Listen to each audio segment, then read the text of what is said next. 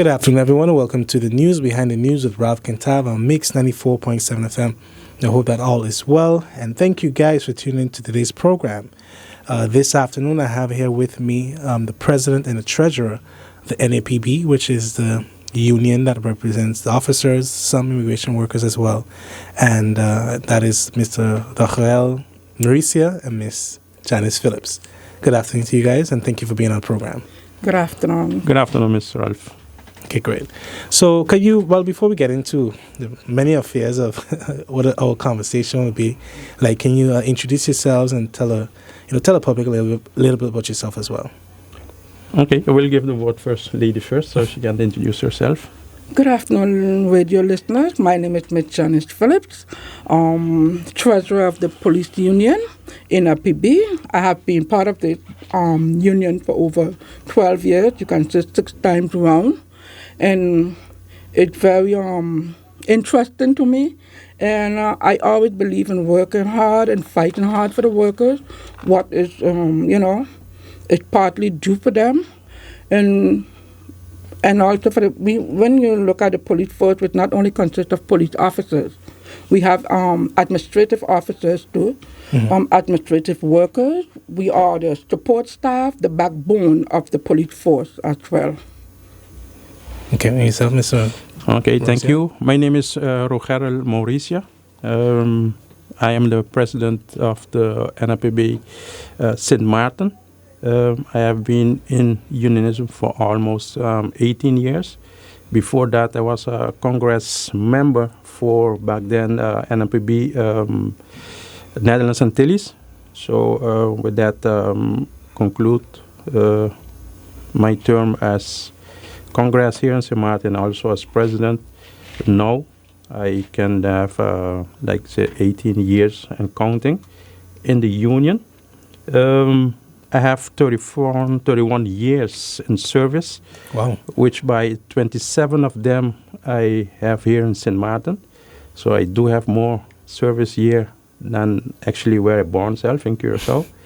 And happy to be on St. Martin, help the community in St. Martin, whereby making St. Martin also my second home. Great. Interesting thing is you're serving longer than I've been alive, so that's actually pretty interesting. But then for both of you guys, what would you say was the factor that inspired you to decide, to be a union representative and fight for the rights of your colleagues and yourself, of course?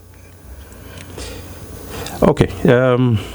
Yes, like I said, since Netherlands Antilles, I have been representing the islands, Sebastatia, also in St. Martin, as a Congress member for 12 years. So that, by doing that, also gave me the passion to remain, since we did separate from the Netherlands Antilles and become country St. Martin, whereby also the union have been also separate with their own organization on the islands. So I decided to continue give my contribution as a defender for the workers' right here on St. Martin. Okay. And for myself, I have 30 years working for the police force, and seeing that the administrative workers were not so, understanding the concept of what the police force really is all about, and never knew we was running on legal documents. Everything have to be legal. And coming out, when we was with Curaçao, I was part of that as well, and there I learned a lot, and I realized that everything has to be done legally. You cannot do nothing on your own without the legal documents, the right papers, in order to push through. So for me, being in this union, it's like a pleasure to me. It's like a piece of cake. And if you have to ask me where to find the articles and the documents, it is like a piece of cake for me, because I have learned over the years, and 30 years in the organization. And believe me, for the salary scale, it's a fight. And that's why I give my dedication and my time. And we also share it along with the other islands too as well. We keep Congress meeting. We exchange our problems, how we can get in and how we can get out. And on island, we share with other unions as well. We share our knowledge with them when it comes to legal documentation. So that is very, very important in order to finalize whatever we have to do for the workers, because without the legal work, because we always end up in court. Yeah. You understand? Yeah, I understand. Just for clarity's sake, is the NAPB a member of CCSU? No. Okay. And is any arrangement being made that you guys will be... Let me give you a little explanation about memberships. Okay. Police officers don't only carry one membership from one union. They're free to join how many unions they would like to join. And I am part of another union as well. Mm-hmm. So my service, they asked me to grant them that service. So I would not take my selfishness and said, no, I would not do it. For the workers, I would give my service. So I'm also part of another union. So when you're sitting in the CCSU, it makes the work easier, especially when you come to sharing information and finding the legal document and looking where you have to look. We make our work easier because you can say from 10 back then it was a little easier, but now it becomes more difficult because when you're talking about 9 different ministers, 9 different governments, so every time you have to be repeating yourself, and as you repeat yourself, you have to come up with a legal basis to fight that, because that's why people does not understand why police run court cases, because court cases goes based on the federal level, and the federal level is all about laws. Gotcha. And as far as your membership is related, how many members do you have as part of the NAPB? Right now we have up to 200 plus members on the NAPB, and they too are well a part of other unions as well. That is something we don't stop them from doing. They are free to do that. That's their choice. Gotcha. Okay, so given the fact that you were recently re-elected as president of the union, what would you say is your focus during this mandate and things that you hope to accomplish? Okay, by my first mandate, I did have a lot of focus, but the prior one in it, when it became in 2018, when the electric board told me that I would have a lot of issue on my hand with concerning what we call now arrangement for the legal status for the police, and that's where we talking about establish a function book, and with that function book, it come also like we said, financial plate behind it, and at that moment when I did, like we say, take office as president, all the focus that I had in general for my 3 years period as president has been shifted, and up to now I'm busy with this,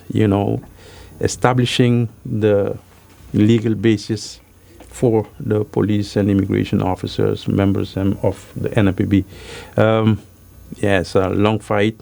Nevertheless, we get in there, and therefore we as union is there to see that all procedure to make that base legal has been followed. That's all we there for. If you see NAPB go in the newspaper and react on something, not only on one minister or something that is, according to us,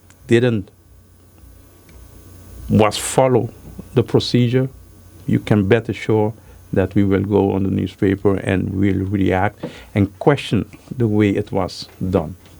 Okay.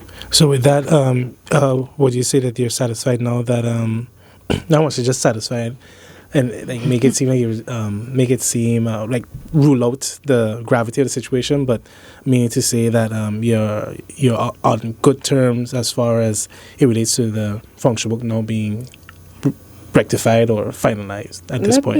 Let me just go a little into a little story about a function book. Okay.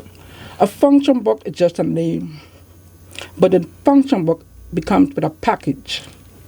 And the package is what determines the function book. It's just like when somebody make a song and they put it on a CD. To get that CD, you have to get it legalized. Am I correct? In order for you to get it legalized, you have for no one to copyright it, it has to be legally done. So the function book actually breaks down in terms and different packages.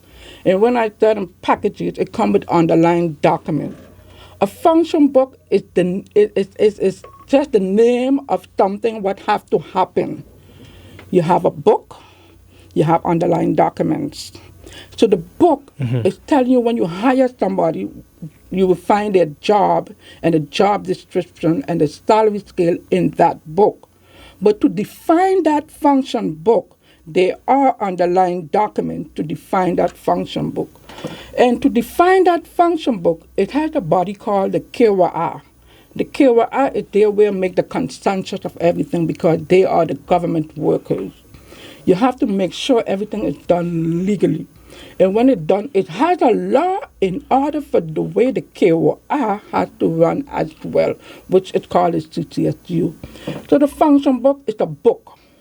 It's a book with your name of your job description, what they're expecting of your performance, and what your salary will look like, and what is your duties, and what is your responsibilities. That is a function book. But the underlying documents is what really define the function book. Actually, it's like a whole package. Okay, I got you. I appreciate that, the elaboration as well. Well, so, one of the things I'm aware of is a main concern for a lot of civil servants, but particularly officers and law enforcement, is a matter of, being placed in the correct scales.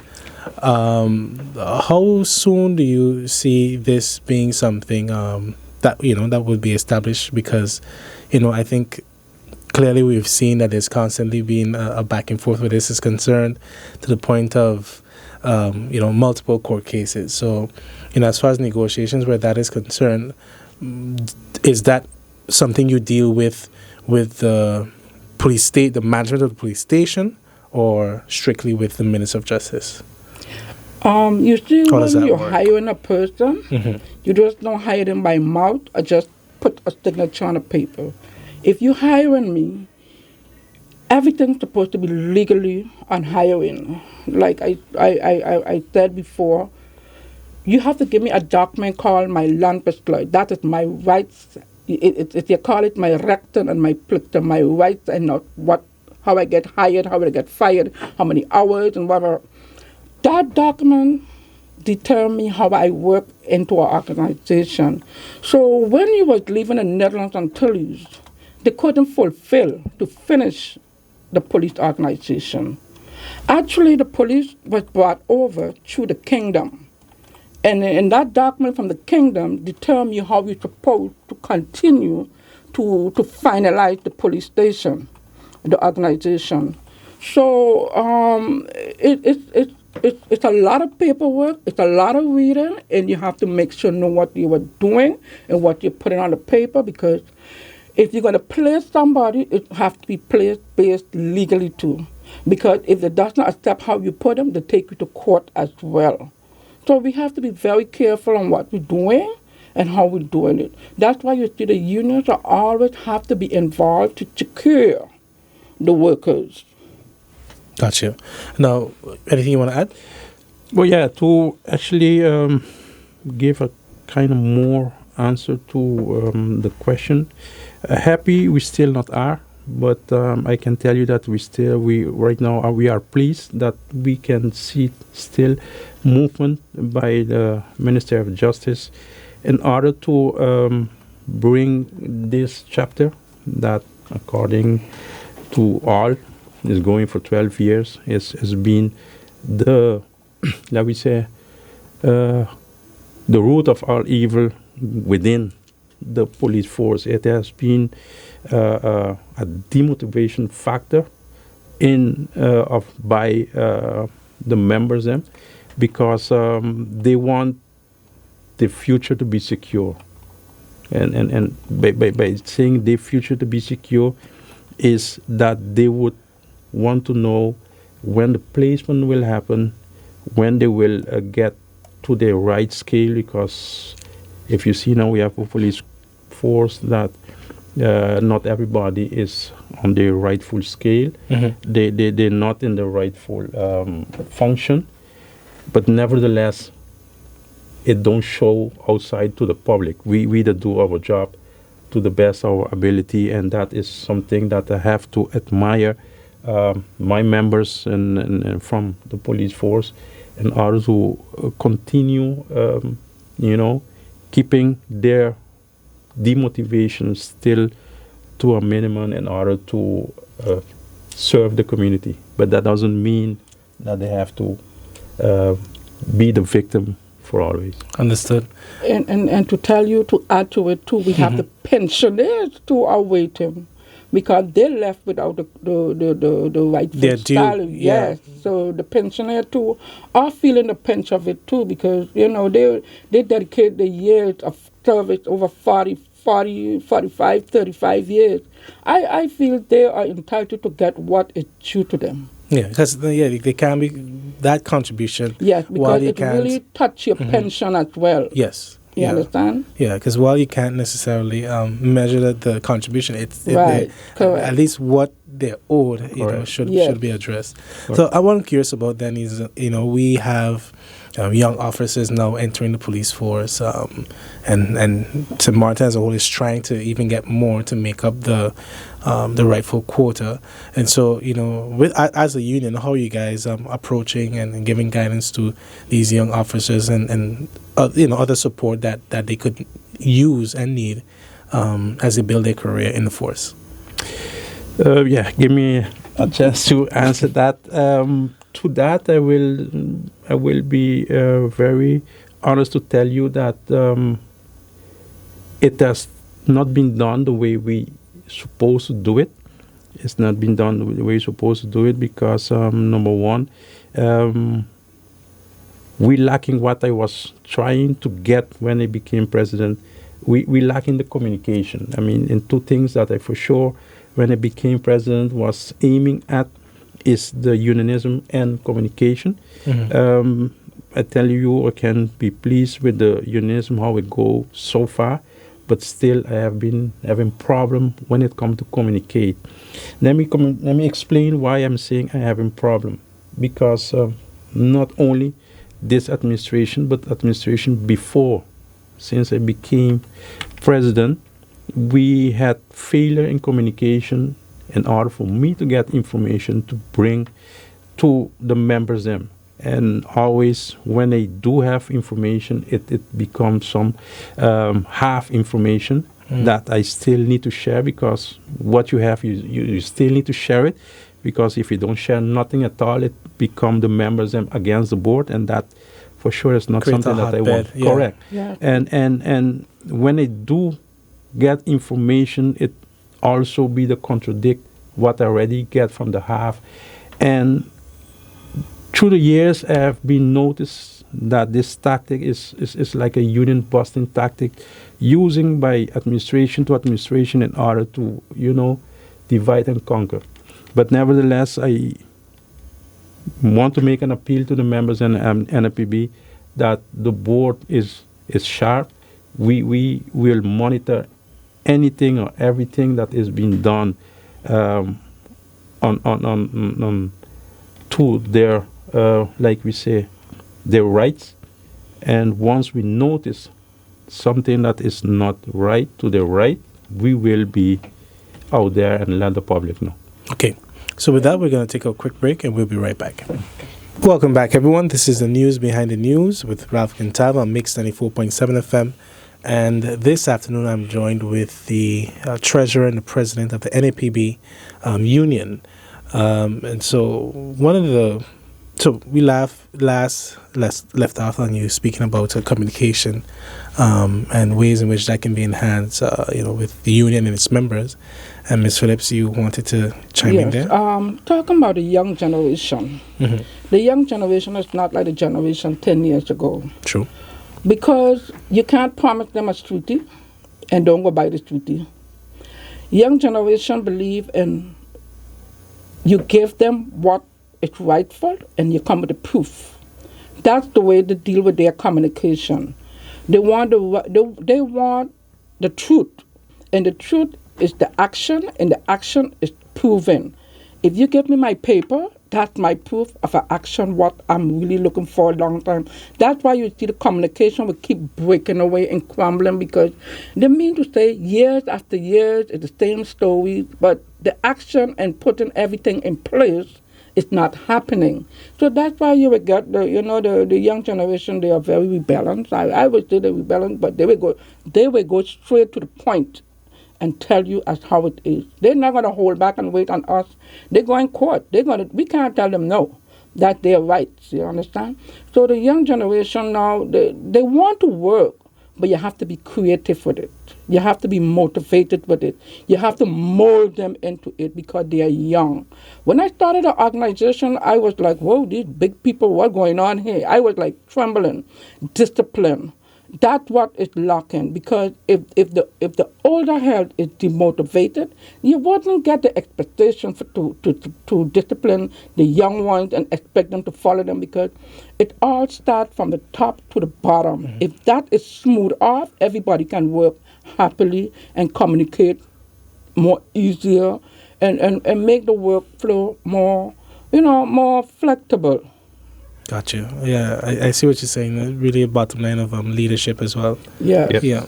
So with that, I do know that the union, and it goes without saying, in any leadership position, you guys, I'm sure, are pressured often to, champion and advocate for the rights of your members. Right. So, in your take, in your view, how do you approach, holding the establishment, being the workplace, accountable, when it comes to concerns of your members, and also what would you say are the main concerns and issues that whether it's officers, administrative staff have, particularly at this time?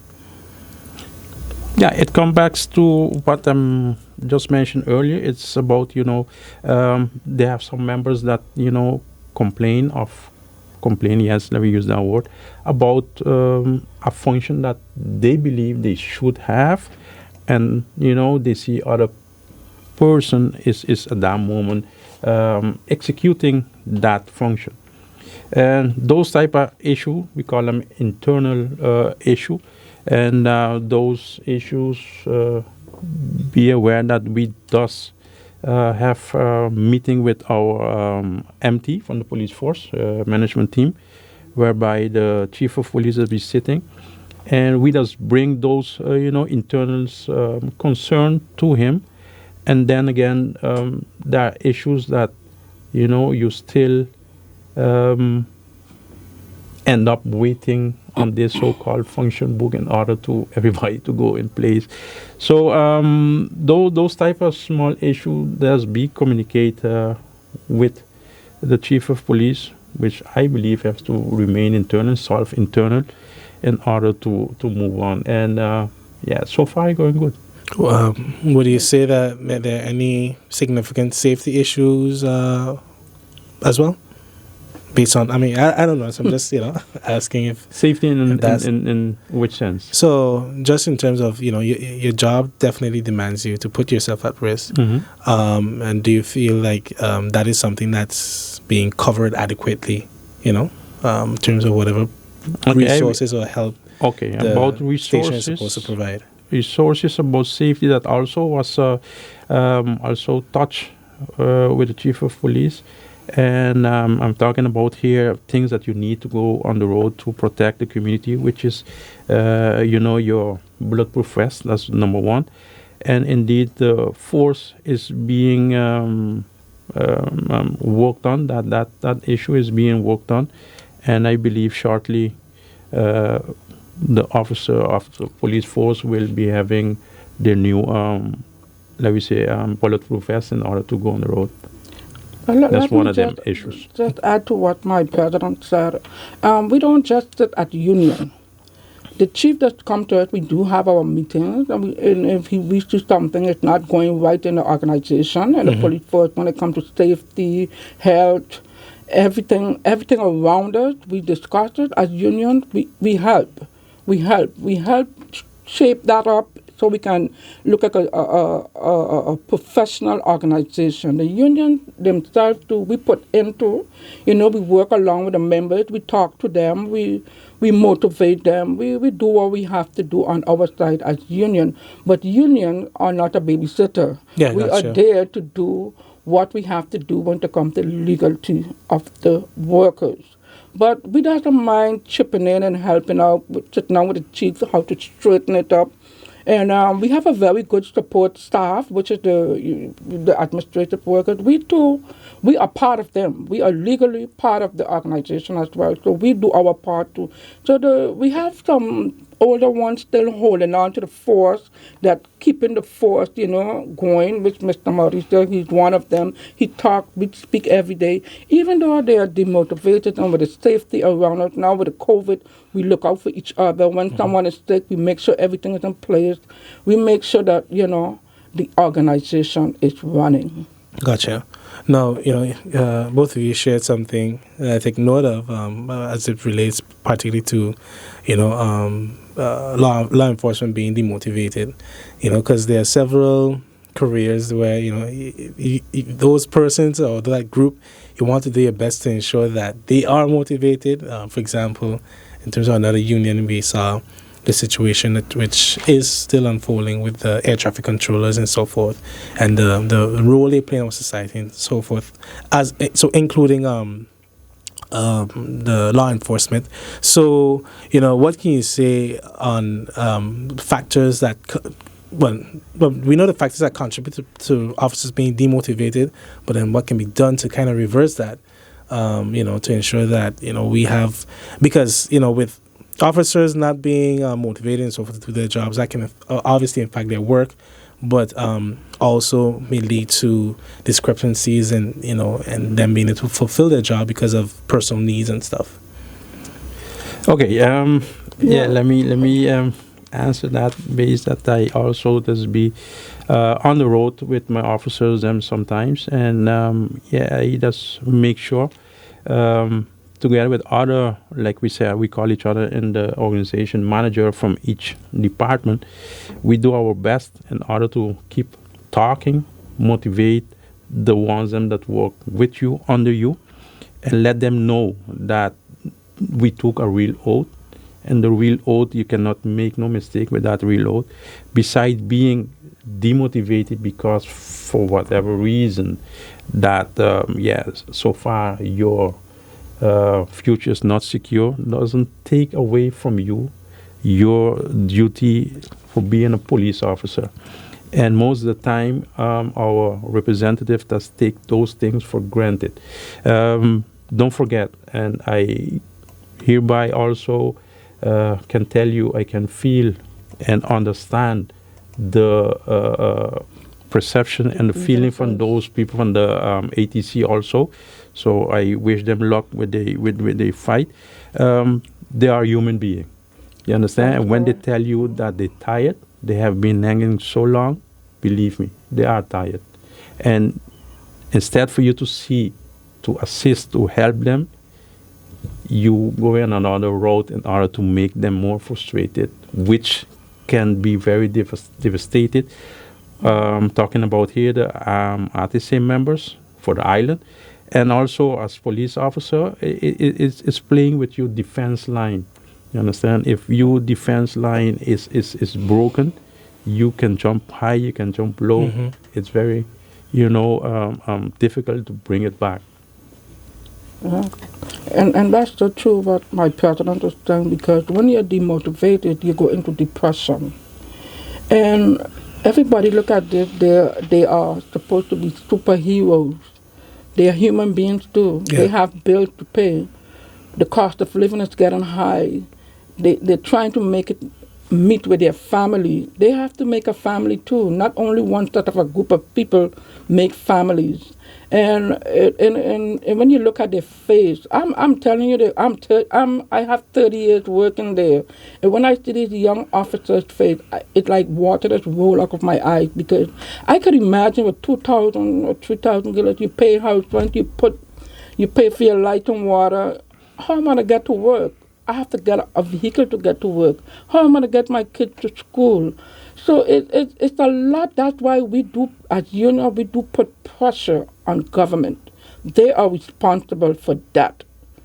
They hire these people. They have to make sure that legal document they're giving them, having everything correct to procure these people, because it's not a nice feeling to say you're going out there, you're sleeping at night, and these guys is up and down, running around, protecting this country, protecting the security of this country, protecting the tourism of this country. And to say to hold back, it's not a nice feeling. It really sends you into deep depression. And trust me, we don't even have a social worker to sit down and speak to. We speak to each other. We motivate each other. We motivate the other unions. We come as one. We are unity. That's how it is. But you just then actually give me a question I didn't even think about. As you mentioned, social worker, because naturally, you guys sometimes witness some heinous stuff. What provision is there for that? How should I put it? Whether therapy or mental support? You see, Mr. Ralph, for officers. Actually, that's supposed to be a mandatory, like we say, in-house social worker. Supposed to have one when you experience something as police officer, you're going through something as police officer. You're supposed to be there in order to let it out. So you can continue to deal with it.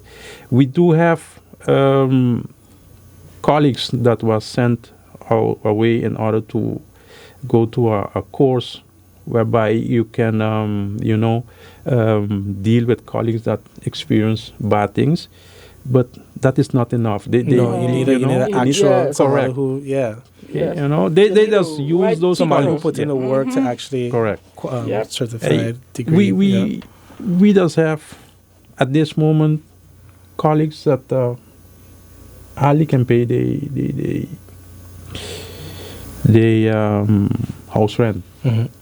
We have colleagues that the gas reach until the second week of that month.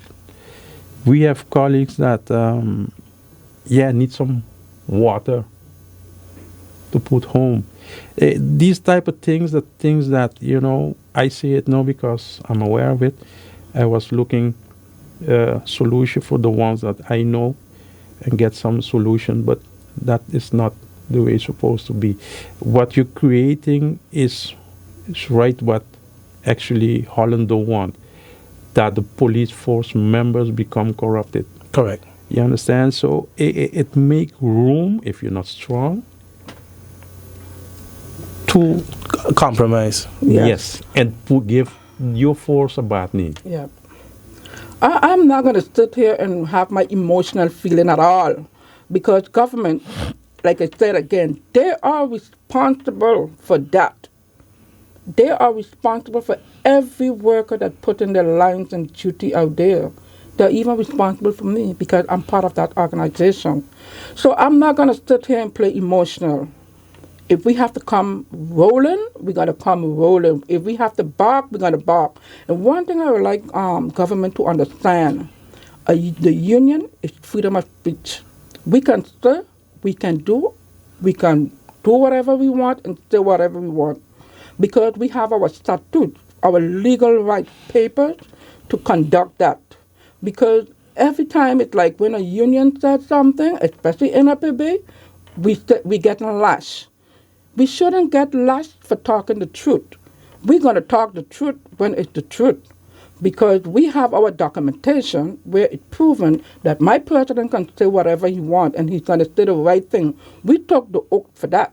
We are not going to take the oath to cover up nothing. I'm not going to sit here and play emotional at all. It's emotional feelings, yes, but my emotional feeling going to hold back. And we're going to do what we have to do as a union, because police union is a union that people respect around the world. I mean, I say around the world because if you see we on Parliament, everybody's tuning in to hear what's going to happen. Because I feel the workers is due to what they have to get. If they reach that far, we want to see it finalized. When it's finalized, we always want happy people. We're not going to talk about the past to define ourselves. We're going to take up where we left off to continue. We don't play dead. We don't lay down playing dead. We're going to continue fighting for the workers, for that organization. Yeah.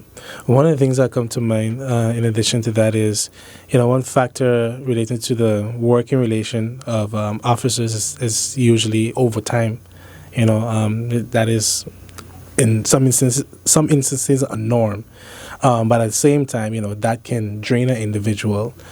So, from your point of view, how can the force improve in that regard to allow officers to still have a balanced life, if you get what I'm saying?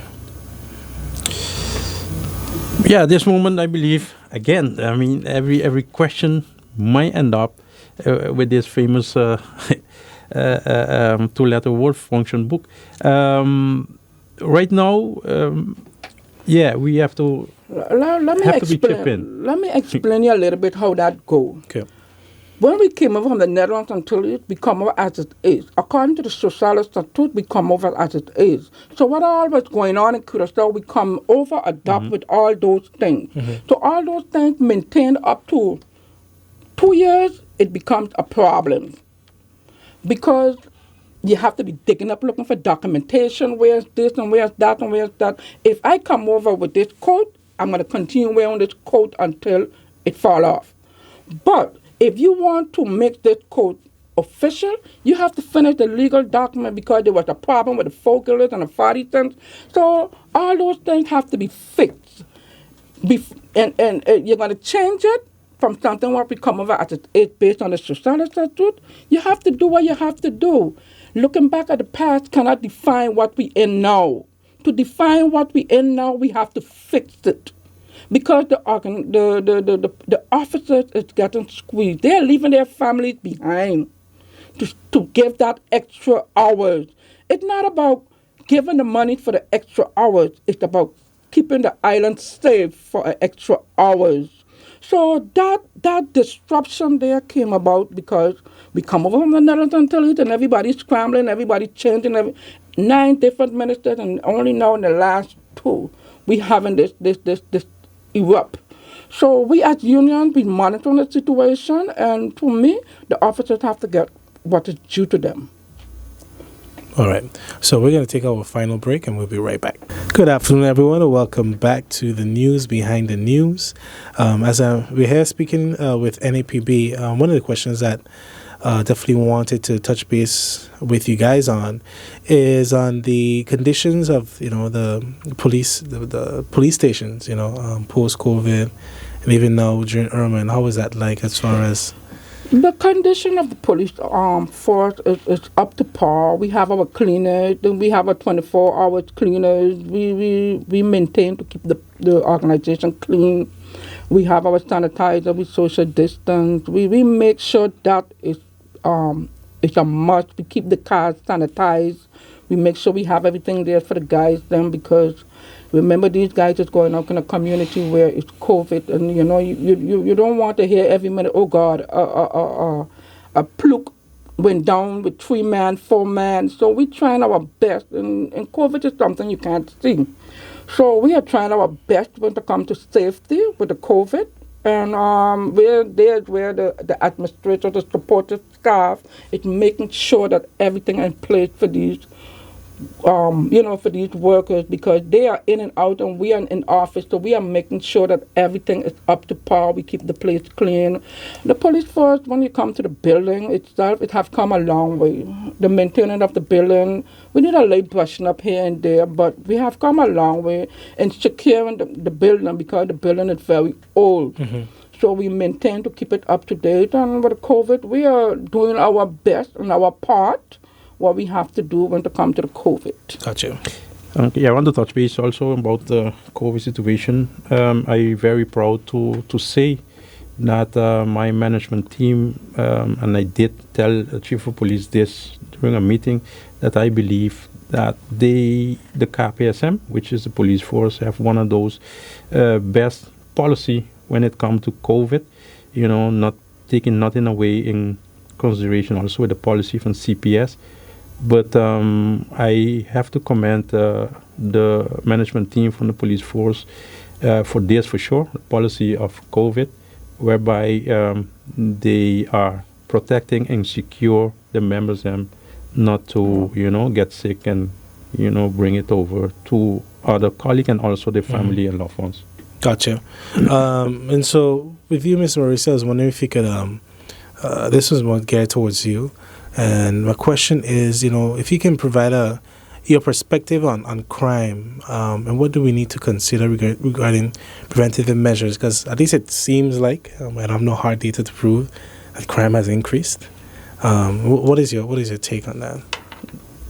About increase, I cannot, tell you, but to my knowledge, I incline not to agree with you. Okay. That it's increased. What we do have is, now we call it sporadic here and there after of area whereby, people from malintention is doing things beyond our control. And those type of things, for sure, during our briefing every shift, those areas identified by our department of information is being identified, and we just put extra, patrols in those areas in order to avoid those type of things. Okay. What is only and you can see lately is the amount of scooter accident. Yeah. Whereby the police force do have also a policy put in place by the minister. But due to lack of resources and talking about the resources here in the way of towing trucks, it's not all the time we can execute those. We cannot tackle as yet those nuisance the way we want it. You understand? So I believe that soon that issue will resolve, and then we can tackle that nuisance and also prevent probably loss of life from those scooter riders. Yeah, gotcha. Okay. So in addition to that, I'm curious as well on what types of trainings do officers undergo? What type of trainings do officers usually undergo, and how consistent or constant is that? And I know particularly now with COVID, has there been a step back in that as well? Yes, indeed, that had been a step back, but one course that you need periodically to undergo is the how to handle self-defense, your weapon, and also to protect your colleague.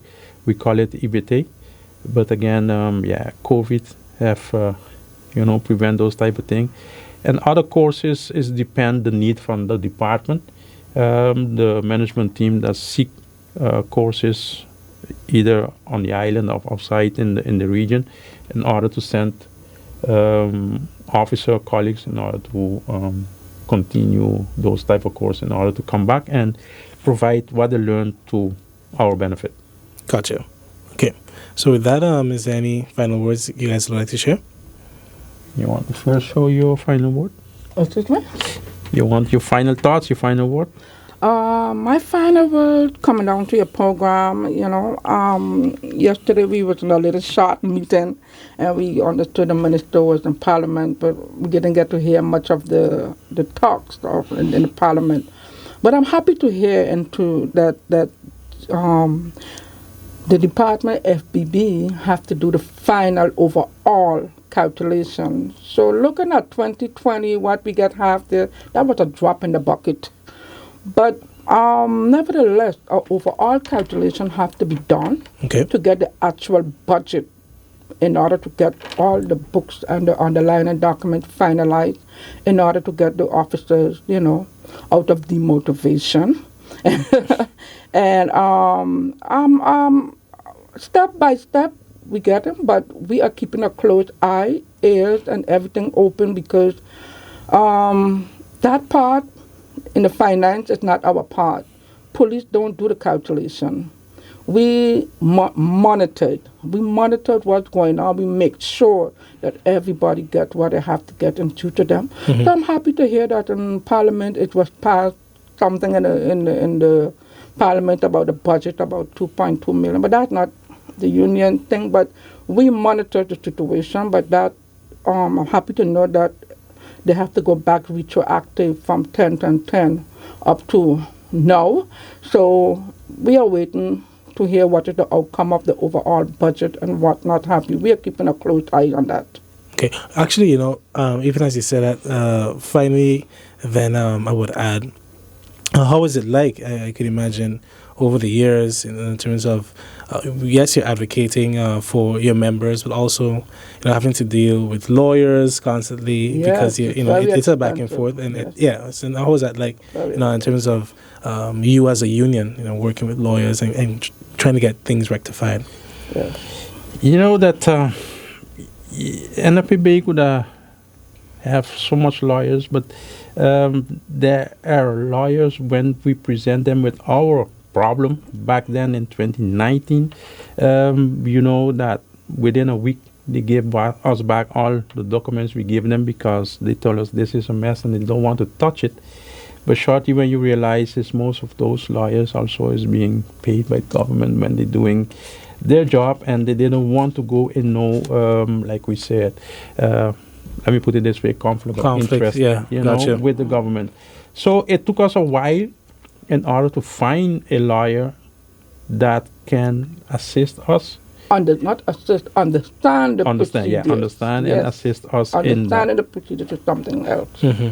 So that is more the issue about lawyers. Yeah. Okay, so, and you're making progress with that concern? So far, yes. Yeah. Okay, cool. And then... Yeah, my final words, I would like to thank you for inviting us here in order to shed some clarity out there for people not to think that NAPB is a union that always is, screaming and talking things that they don't know.